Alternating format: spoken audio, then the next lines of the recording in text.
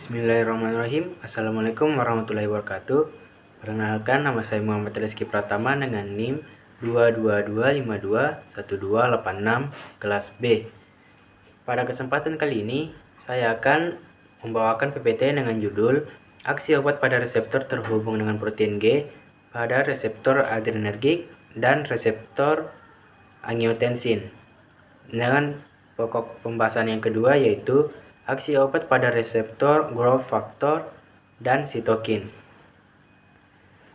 Sebelum itu, reseptor terhubung dengan protein G adalah keluarga reseptor transmembran yang berinteraksi dengan protein G dalam sel. Protein G berfungsi untuk mentransmisikan sinyal dari luar sel ke dalam sel, memicu berbagai respon seluler yang penting. Reseptor adrenergik dan aksi obat. Reseptor adrenergik adalah reseptor sel yang berikatan dengan neurotransmitter adrenalin dan noradrenalin. Terdapat dua subtipe utama. Yang pertama adalah reseptor alfa dan yang kedua adalah reseptor beta. Aksi obat pada reseptor alfa.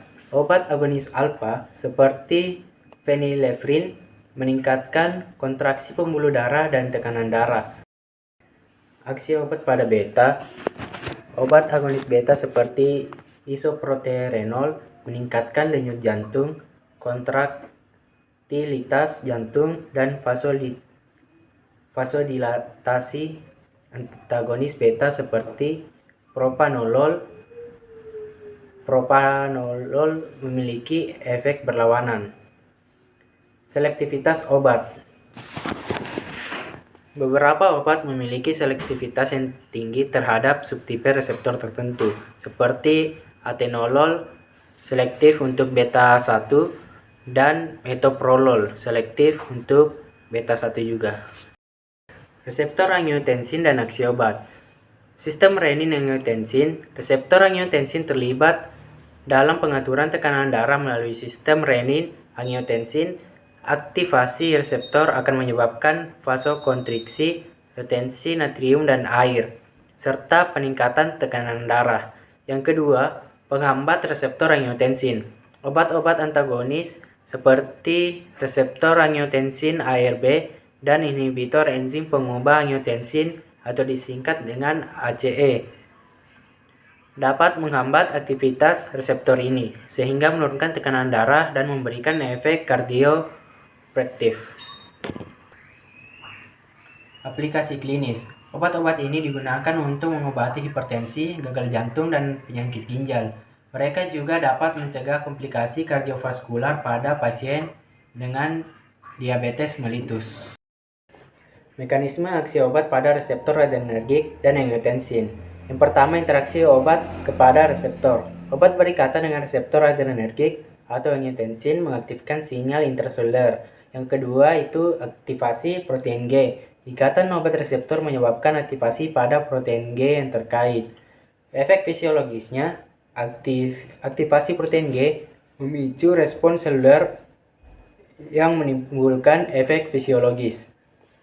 Mekanisme aksi obat pada reseptor adrenergik dan angiotensin melibatkan interaksi langsung antara obat dan reseptor.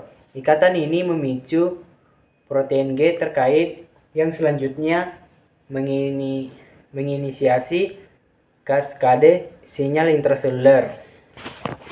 Respon seluler yang dihasilkan menimbulkan efek fisiologis yang diinginkan seperti peningkatan denyut jantung atau penurunan tekanan darah. Reseptor G growth factor dan aksi obat. Reseptor G growth factor. Reseptor G growth factor adalah reseptor yang berikatan dengan faktor pertumbuhan seperti insulin, EFG, dan PDGF. Ikatan ini memicu jalur persinyalan intraseluler yang penting untuk proliferasi, diferensiasi, dan kelangsungan hidup sel.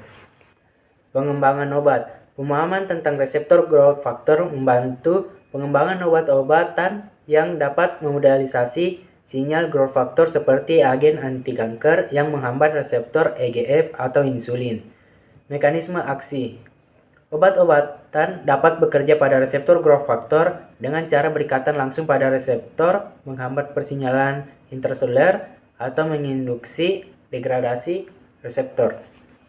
Reseptor sitokin dan aksi obat. Reseptor sitokin memiliki struktur unik dengan domain ekstraseluler untuk mengikat sitokin dan domain intraseluler untuk memicu sinyal di dalam sel. Hal ini memungkinkan obat-obatan untuk berinteraksi dengan reseptor dan mempengaruhi respon seluler terhadap sitokin. Jalur persinyalan sitokin. Aktivasi reseptor sitokin oleh obat-obatan memicu jalur persinyalan JAK-STAT atau disebut JAK-STAT yang mengatur berbagai fungsi seluler seperti proliferasi, diferensiasi, dan respon imun. Pemahaman tentang mekanisme ini penting untuk mengembangkan obat-obatan yang menargetkan reseptor sitokin. Selanjutnya, obat yang menargetkan reseptor sitokin. Beberapa obat seperti agen biologis yang menghambat sitokin spesifik telah dikembangkan untuk menargetkan reseptor sitokin dan mengubah respon imun. Pemahaman tentang interaksi obat reseptor ini membantu mengoptimalkan pengobatan berbagai penyakit, inflamasi, dan autoimun. Perbedaan mekanisme aksi obat pada reseptor G protein dan reseptor G growth factor atau sitokin.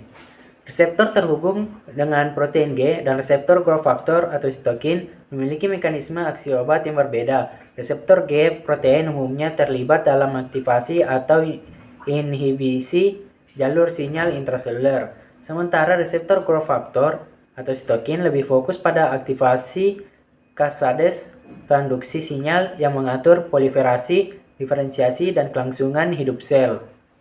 Obat yang bekerja pada reseptor G protein biasanya mempengaruhi aktivitas enzim efektor seperti adenilat siklase atau fosfolipase C. Sedangkan obat yang bekerja pada reseptor growth factor atau sitokin cenderung memodulasi ekspresi gen dan aktivasi faktor transkripsi yang mengatur ekspresi gen-gen spesifik. Implikasi klinis dari aksi obat pada reseptor terhubung protein G dan reseptor growth factor atau sitokin. Pemahaman mekanisme aksi. Pengetahuan tentang bagaimana obat bekerja pada reseptor G protein dan reseptor growth factor atau sitokin memberikan wawasan penting dalam pengembangan terapi yang lebih efektif dan aman. Strategi terapi spesifik, penargetan reseptor yang tepat dapat membantu mengoptimalkan efek terapeutik dan meminimalkan efek samping yang tidak diinginkan.